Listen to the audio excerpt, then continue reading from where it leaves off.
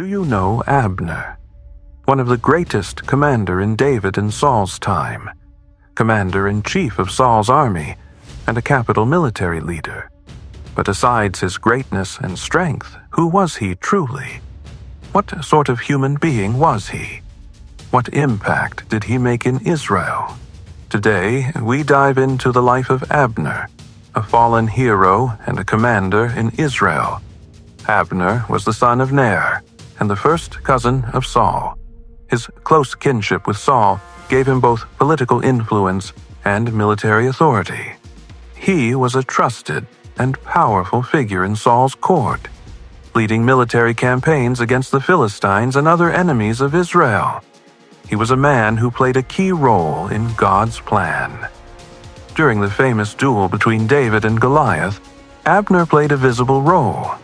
After David's victory, Abner introduced David to Saul, highlighting the importance of having David in the royal court. After Saul and his sons, including Jonathan, died at the Battle of Mount Gilboa against the Philistines, the kingdom was left in disarray. Abner, however, remained influential.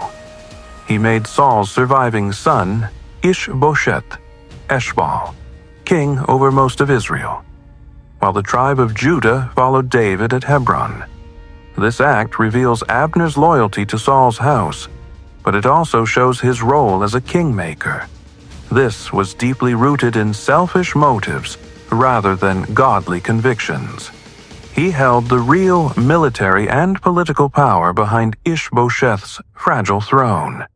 With the disarray in the north and south of Israel, a civil war erupted between the house of Saul, led by Ishbosheth with Abner's support, and the house of David. Abner personally led Saul's forces against David's men, commanded by Joab, David's military commander.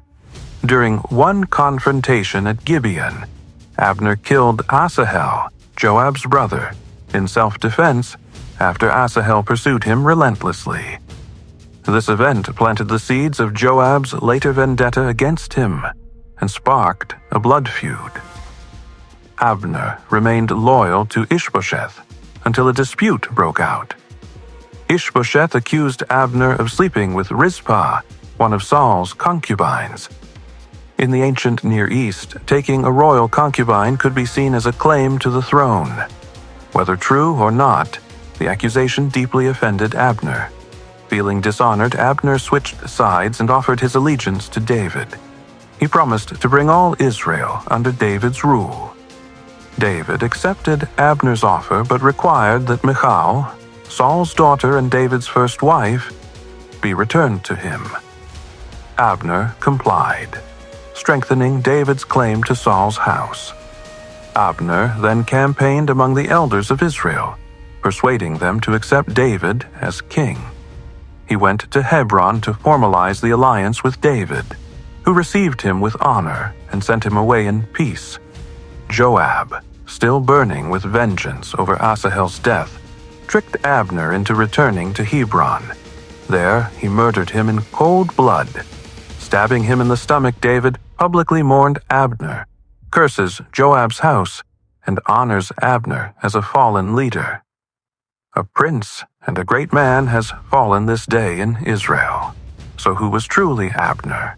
He was loyal, at least initially, to Saul's dynasty. Ambitious, seeking influence over the throne, pragmatic, and selfish. His decisions were always rooted for his benefit. Abner's story illustrates the political struggles and shifting allegiances during Israel's transition from Saul's dynasty to David's kingship. A powerful general, a kingmaker, and a figure caught between loyalty and ambition. From Abner's life, we Christians can learn to keep ambition and pride in check. God looks at the heart. Ambition for influence or recognition can easily become selfish if not rooted in humility and God's glory. Abner's ambition for making Ishbosheth king may not have been pure. When Ishbosheth questioned him about Rizpah, Abner's anger flared, and he abandoned him. Instead of reconciling or submitting, Abner acted out of pride. Pride often leads to broken relationships and rash decisions. Proverbs 16:18. As Christians, we're called to forgive, reconcile, and seek peace rather than letting offense rule our hearts. Practice forgiveness, avoiding revenge. Joab killed Abner out of revenge for Asahel's death, despite Abner killing Asahel in battle, not murder. Abner's death shows the destructive power of unforgiveness and bitterness. Christians must guard against vengeance. We are called to forgive as Christ forgave us. Ephesians 4:31-32. Romans 12:19. Even great men fall. David lamented Abner as a prince and a great man. He had influence, strength, and leadership, yet died outside of God's perfect plan. Earthly greatness is fragile if it's not grounded in God's purposes. True greatness is not in power or position, but in living faithfully before God.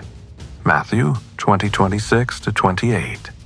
Thanks and hope you subscribe for more lessons from the Gospel. Like, share, and comment.